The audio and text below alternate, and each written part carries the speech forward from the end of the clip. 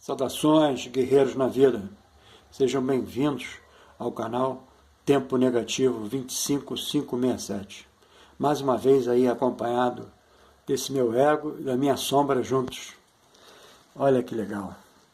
Hoje é meu dia 22417, meu dia solar 22417, de onde se conclui que faltam 3150 dias solares para esse ego que vos fala cumprir com seu processo de individuação.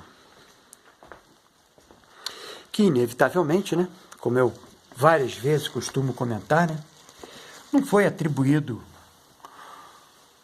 por esse ego que vos fala, né?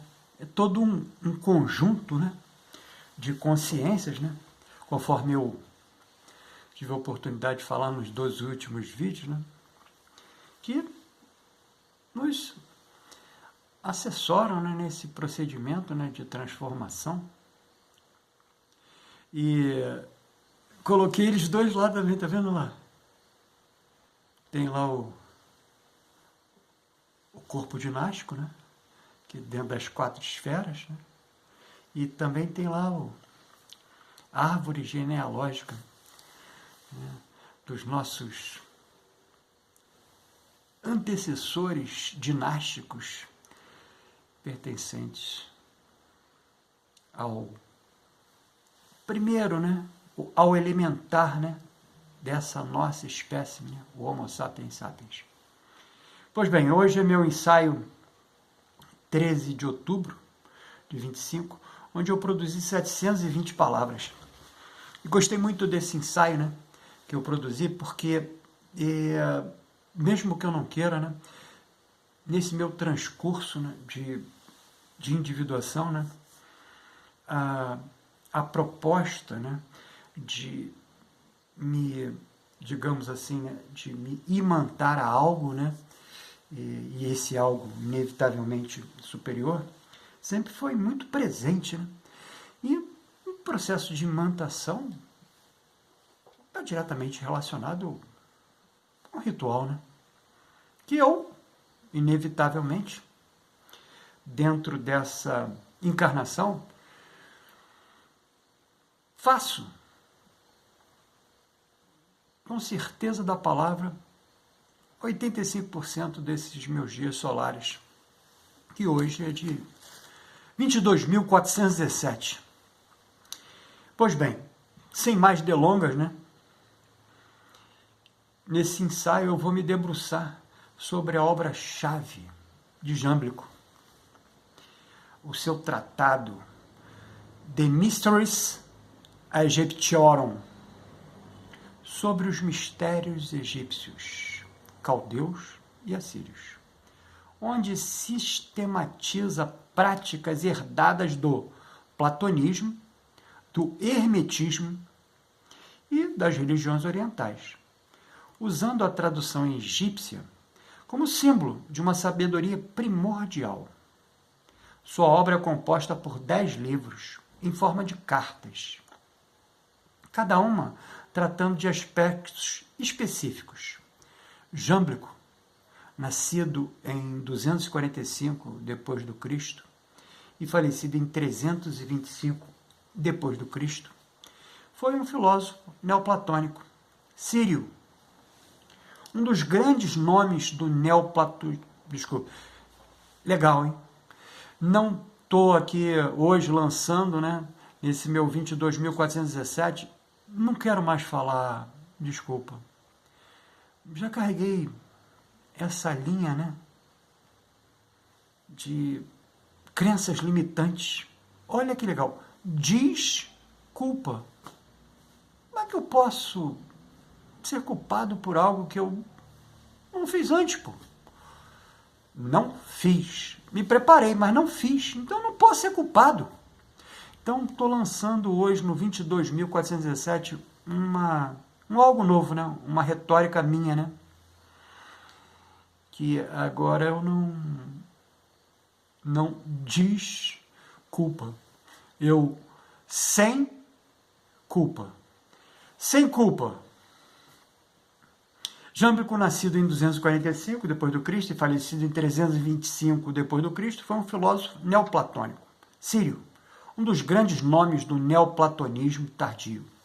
Nessa sua obra, colocou forte ênfase nos rituais, símbolos e práticas religiosas, pois afirmava que a alma humana não consegue por si só elevar-se ao divino, apenas pelo pensamento. E eu vou fazer um parêntese, né? Você já imaginou, né, o que a gente vem trabalhando no tempo? Qual é o processo da oração? Seja ela qual for, para qual linha religiosa seja. Não é um ritual? Que nunca foi falado para a gente que era um ritual, né? Sempre foi imposto, né? É aquela ideia que eu acabei de falar, né? Crenças limitantes. Você tem que rezar. Mas rezar para quê, pô? Não, rezar para pedir proteção.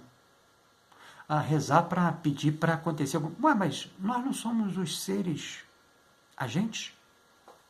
Se somos seres agentes, obrigatoriamente, pressupõe-se que, mesmo na nossa mais tenra idade, que nós estivéssemos preparados dentro dessa linha, né?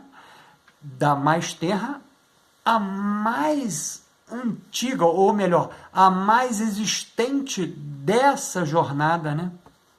Então, isso é legal da gente pensar especificamente com referência à proposta, né? Qual é a nossa real proposta, né? De estar aqui, né? De fazer algo, né? Esse fazer algo vai ser sempre para o externo, como foi grande parte da totalidade das existências dos nossos antepassados, inevitavelmente, e nós, por contingência, né, recebendo essa carga, né, essas crenças limitantes, acabamos fazendo as mesmas linhas, né? Então, chegado o momento de parar, pensar, vamos dar o salto, né? E o salto se dá nesse movimento. Jâmblico afirmava: a alma humana não consegue por si só elevar-se ao divino, apenas pelo pensamento. E, para tanto, seria necessário um intermédio ritualístico e simbólico para unir-se aos deuses. E aqui a mágica do Jâmblico, que eu abraço, né, ela é autônoma. Apesar de estar dentro de uma simbologia, né, o ato em si é autônomo. É o processo individual de cada um de nós nesse exercício, digamos assim, né, de reconexão com algo superior para retroalimentar algo que já está, por assim dizer, dentro dessa doutrina que eu explico aqui frequentemente, né, que é a ciência junguiana, né, que já está pré-impresso no seu self, pô. Você já se preparou exatamente para realizar isso. Você não sabe, mas você está preparado para realizar isso.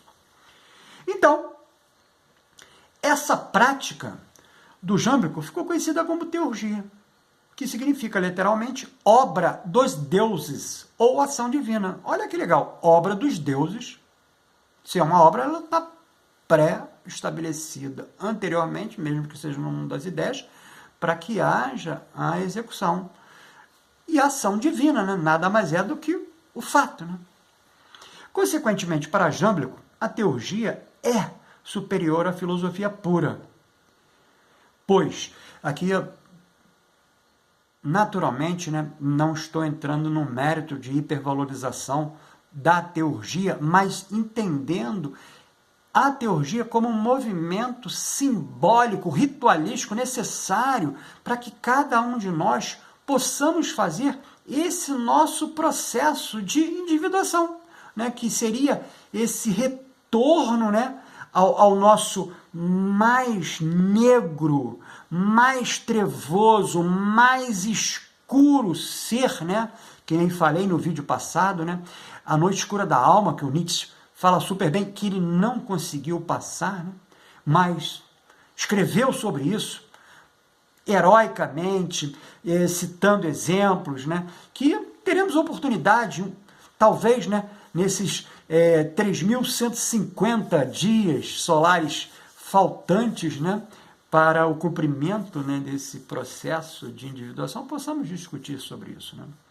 Então, especificamente, a teurgia, para o jâmblico, ela é superior à filosofia pura, né, para o jâmblico, pois a razão e contemplação purificam apenas o intelecto, porque razão e contemplação está aí diretamente relacionado a uma filosofia pregressa, né, que, apesar de pregar, né, a sabedoria, ao conhecer, né, ao despertar, ao se anunciar, né, ele estava atrelado dentro de um nível de distinção que, especificamente para o jâmblico, está perfeito, mas que para os dias atuais ele tem uma dissonância. Então, especificamente nessa linha, né, para o jâmblico, a alma está ligada ao corpo. E essa alma seria um ser superior, né? E assim precisa de rituais, um ser superior ao corpo, né?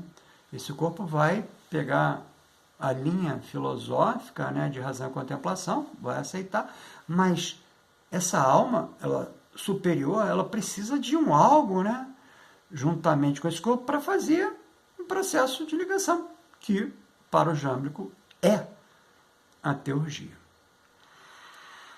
Então, os rituais teúrgicos são vistos como participações diretas nas energias divinas, e não simples magias.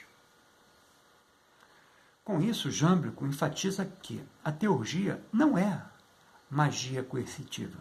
Isso aí ele está escrevendo especificamente lá para Plotino e Porfírio, né? Principalmente para Plotino, né? Ela representa a submissão e participação, uma ascensão espiritual, pois é ritualizando que obtém-se os clarões dos deuses.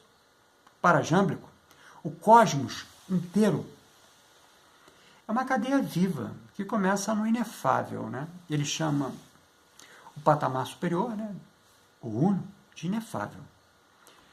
E se desdobra em múltiplos níveis de realidade, onde o ritual teúrgico precisa respeitar essa cadeia, invocando cada ordem na sequência correta. Ele viu o cosmos como uma corrente dourada. E cada nível, ou seja, cada elo da corrente, é povoado por seres ou potências divinas que intermediam a energia superior para o nível inferior, né? Para o elo mais abaixo, né, dessa corrente. Em sua epistemologia, se apoiava no esquema platônico: uno, intelecto, alma. Mas multiplicou e detalhou os intermediários. Essa problematização é que fundamenta a sua teurgia, onde o universo é estruturado em 6 níveis. Uno, deuses intelectuais, deuses cósmicos, que eu tenho completa aquiescência e completa sistematização. Os daemons, né, que por acaso cada um de nós tem o seu próprio, né, que nem o Jung tinha, né? Me esqueci agora do Fausto e Mefístoles, né, mas do Jung daqui a pouco mais eu lembro, né, que é Saturno, né, mas tem um nome específico, daqui a pouco mais eu lembro. As almas, que seria deuses, uno, deuses intelectuais, deuses cósmicos, daemons, almas e matéria. As almas somos nós. E cada nível transmite a energia do superior para o inferior. E é por isso que o ritual tem que respeitar essa ordem para ser eficaz. Assim, o ritual se torna uma ponte para além do intelecto, pois os símbolos atuam na alma de modo não racional, onde esses símbolos, em grego eu digo símbola, são assinaturas cósmicas que participam da realidade da divindade invocada. Por isso, funcionam como chaves de contato. Jâmblico dizia que os deuses são transcendentes. Eles não descem, e aí aspeados esse descem, né, ao mundo material como entidades limitadas. E ele aqui está falando super bem, né, na ideia de grandeza. Né? O processo de descer gera uma limitação. A energia que participa dos rituais são suas presenças, ou veículos, potências intermediárias, primeiramente classificados como os deuses cósmicos, os quais eu acabei de falar e enaltecer, né? Que são astros e planetas. E depois os daemons e heróis, que traduzem essa energia para os rituais humanos. Por isso, ele dava tanta importância aos símbolos e hinos específicos, onde cada um era um endereço para a potência correta da hierarquia. Contudo, a pergunta-chave desse ensaio é: qual o papel do homem? E por ressonância, o nosso, nessa hierarquia. Para Jâmblico, o ser humano está numa posição única. Participa do mundo sensível, matéria, mas tem uma alma que pertence ao mundo inteligível, ou seja, é essencialmente divina, mas adormecida pela encarnação. E por isso precisa de rituais para se lembrar de sua origem, que ele denominou como enosis, a união com o divino. Desta forma, concluo que Jâmblico, no seu The Mysteries, defende a teurgia como indispensável para unir alma e divino. Os símbolos como reais e não convenções. Os deuses como de natureza transcendente, atuando por veículos intermediários. E o homem, nós, como um candidato à ascensão, respeitando a hierarquia cósmica. Então, o The Mysteries é, portanto, um manual teórico espiritual para aqueles que querem compreender e praticar uma teurgia simbólica como ciência sagrada, que é aqui a proposta, né, que eu faço força de trazer no canal, né, que é o processo de individuação. Né? O processo de individuação nada mais é do que uma simbologia, né, um passo a passo. Né? E esse passo a passo, mesmo que nós não queiramos, vai estar diretamente relacionado a um ritual básico, simples. Então, ficou interessado nessa verbalização? Escreve aqui nos comentários sua opinião. E me adiciona no WhatsApp, informado aqui na descrição desse vídeo, que estamos disponibilizando em PDF, pelo valor simbólico de R$ 11,18. 31 e mais o 8, né? 31, 38, 11. O método terapêutico para a psique. Esse aqui, senhores, produzido com o maior carinho, com muita energia, né? Com muita vibração, para cada um de vocês. Né? E especificamente também, né? Ou seja, para esse próprio eu que vos falo. Para dentro de contextos terapêuticos, né? Possamos auxiliar e acompanhar outros guerreiros na vida a lidar com emoções difíceis, traumas e outros desafios emocionais que vamos juntos buscar o nosso equilíbrio. Lembrando em tempo que hoje iniciamos a vibração da lua minguante violeta, energizando o chakra coronário, o Sahasrara. Olha ele aqui, ó, dentro do método terapêutico para a psique, o Sahasrara.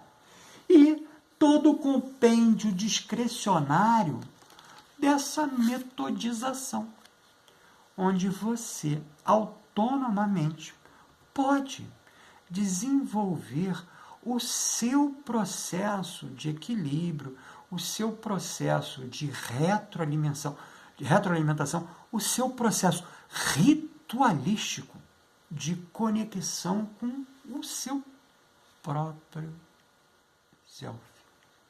Ou seja, esse seu eu superior. Você me vê no próximo vídeo.